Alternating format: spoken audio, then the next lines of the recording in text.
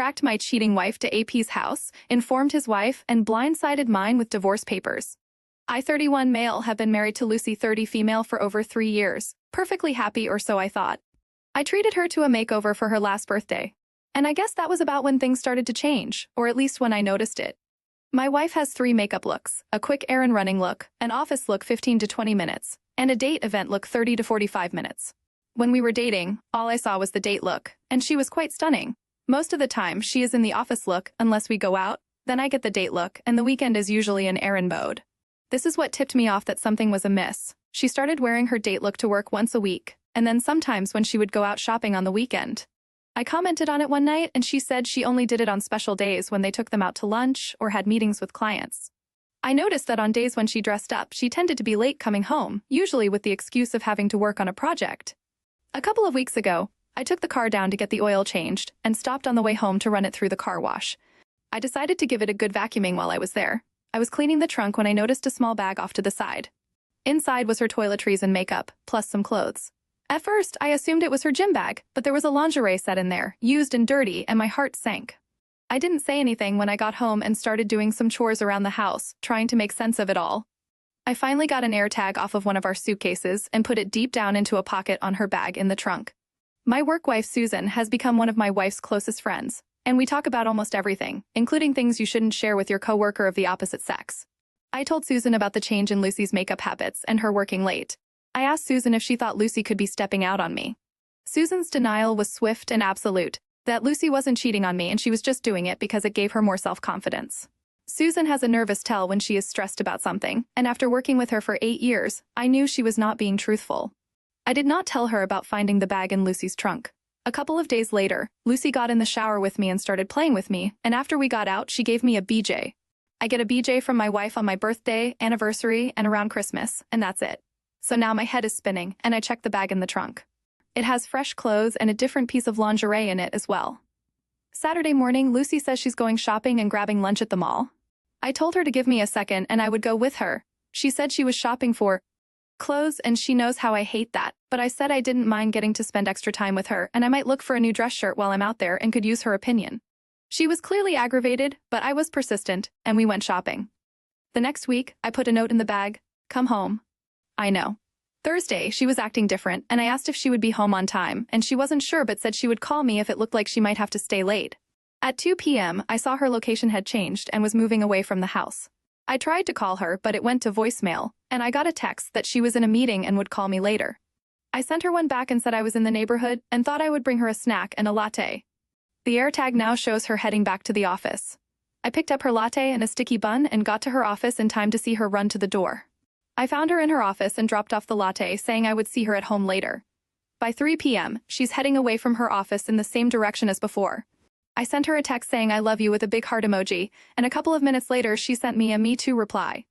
The bag stopped moving, and after about 10 minutes I tried to FaceTime her, but she didn't pick up. Shortly after, she's blowing up my phone, but I didn't answer, with texts asking me to please pick up the phone. She got home and asked me how long I had known. I told her I wondered when she started changing up her makeup routine but wasn't sure until a couple of weeks ago when I found the bag in the trunk.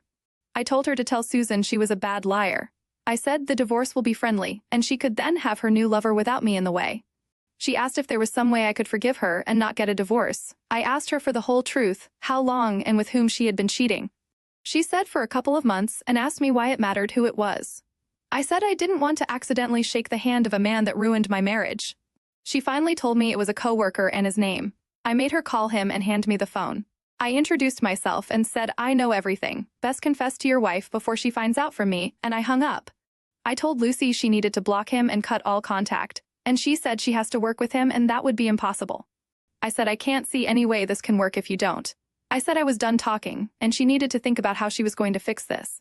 I was level-headed enough that I got her confession recorded on my phone in case she tries to change her story later. The next morning, I left early and was waiting for my boss outside his office. I told him I couldn't work with Susan anymore for personal reasons. After talking to our boss, Susan confronted me in the hall demanding an explanation. I said she lied to me about knowing what Lucy was up to and told her I was on to her. I said I can't work with somebody like that anymore. She apologized and said she told Lucy to end her affair before I found out for sure. I said I wish that made it better, but that would just be another lie. So, in short order, I have lost my best friend and possibly my marriage. I found her coworker's wife's contact info, and I'm sending her a copy of Lucy's confession tomorrow just in case. I have an appointment with a lawyer to discuss my options tomorrow. My wife is still adamant that we can get past this, but has yet to talk about why this happened in the first place. I feel shell-shocked, and while I don't want to get divorced, I can't imagine a way forward. Busy morning? I had a good chat with the lawyer this morning. He gave me some advice and gave me a worksheet to fill out and a list of do's and don'ts. We have a longer meeting scheduled for Friday, but he will start the paperwork today. He told me that informing the other wife may come back to bite me. He was right. At work, my boss hit me with a short list for Susan's replacement that I have to interview and make a decision on as soon as possible. I received a long email from Susan apologizing for everything and wanting to meet me for lunch to talk. My boss hasn't said anything, but the rumor mill is going crazy about Susan getting kicked off my team, and the amount of butt-kissing around me is ridiculous. Lucy got called into HR before lunch and has been put on a performance improvement plan. It seems her affair partner turned in his resignation this morning, and during his exit interview, he threw Lucy under the bus. He admitted that they had been having an affair on company time. She is now terrified that she's going to get fired. If she gets fired, it will change the terms of the divorce, so my lawyer was right about this coming back to bite me. As far as the accolades for handling the situation so calmly, I should mention that I've lost 7 pounds in the last week, and nothing I eat stays in me for very long. I don't sleep more than 3 hours at a time, and I'm worried whenever I have to drive. I've called my doctor and he prescribed something to help me sleep, but he also wants to see me tomorrow to run some tests, including an STD screen. Lucy and I are sleeping in separate rooms, and I haven't mentioned divorce yet, though we have a couples therapist we're seeing on Monday afternoon. Well, talk about a makeover leading to a breakover. It's like she took the phrase "New Year, New Me" a tad too literally. Who knew makeup could be the ultimate relationship barometer? If only there was a makeup tutorial on how to conceal infidelity. Maybe she thought a smoky eye could hide the seedy affairs. Susan should have majored in deception instead of whatever she does at work, but hey, at least now you know who not to trust with your secrets, especially if they involve lipstick and lies. As for Lucy, she's playing a risky game of office romance roulette. Mixing business with pleasure is a surefire way to get a pink slip and a divorce decree all in one go. And her coworker really took the saying, "leave work at work" to a whole new level, straight to HR. But hey, at least you're shedding pounds faster than a shedding cat. Though I'm guessing it's not exactly the weight loss plan you had in mind. Who knew marital stress could be the ultimate diet? There's a lot to unpack, so I'll try to be brief. Sunday dinner with Lucy's parents, they are very conservative. Toward the end of the dinner, she said we were going to counseling because she got caught cheating with a coworker. Her dad grilled her at the dinner table and later yelled at her behind closed doors. Lucy cried most of the way home, saying that her dad now hated her. Since then, all communication from her mom has been through Lucy's sister. Therapy for me was like taking a test you had all the answers to and already knew your grade. Lucy finally gave a timeline of the affair. Then I got to ask some questions. Did she do anal? How many times did she blow him, since it was always rationed for me? How many times did they meet? Did she use condoms? How many times did I get sloppy seconds? Was he bigger than me? Who knew? Did they trash talk me when they were screwing? Did you lick his butt? There were others, but you get the idea. I didn't believe her answers because I couldn't believe anything she says now. I got a chance to tell Lucy how I felt, and we talked about a few things she needed to do, like confess to both our parents about what she did. Our therapist talked about what we needed to do going forward and gave us advice about what we needed to think about before our next session, but that was about the extent of what we talked about before we ran out of time. I will say one positive thing. She never blamed me for the affair or said I wasn't fulfilling her needs, forcing her to seek them elsewhere. The FaceTime with my parents went great compared to hers. They were both pretty stoic when she told them. My dad did say he was very disappointed in her decision-making. That's as close as my dad gets to calling someone the W word. I told a few of our friends the details. I made sure that a couple of them were the type to do the work for me. Lucy has been beside herself answering questions coming in from all her friends. She has made me some ludicrous offers, an open-ended hall pass, opening the marriage, and other sexual favors. I told her 2 wrongs don't make a right, and I wasn't the one that wanted an open marriage. Tomorrow is Thursday D-Day. And she gets served her divorce papers around 9 a.m. What I wouldn't give to have a video of her getting served and seeing the look on her face. Why isn't that a service the process servers offer? I was waiting until after tomorrow to update this post in a new post. Should I do a new update post or simply add it to this one? Let's see how the community is reacting to the story thus far. First up, I wouldn't let her back in bed with you until she gets tested, and you need to get tested as well. Unless you two have children together, I would insist she move out for the time being. Plan on starting divorce proceedings, and you can always change your mind later. But it shows her that you are serious about her wrongdoing. I think you should cut your losses and move on. The next person says, "It amazes me how someone who supposedly loves their partner can treat them this way." The amount of effort required to lie, manipulate, and deceive their partner should never be underestimated. Best of luck if you try reconciliation. Given your circumstances, I would never entertain the idea. Get out and find someone who loves and respects you.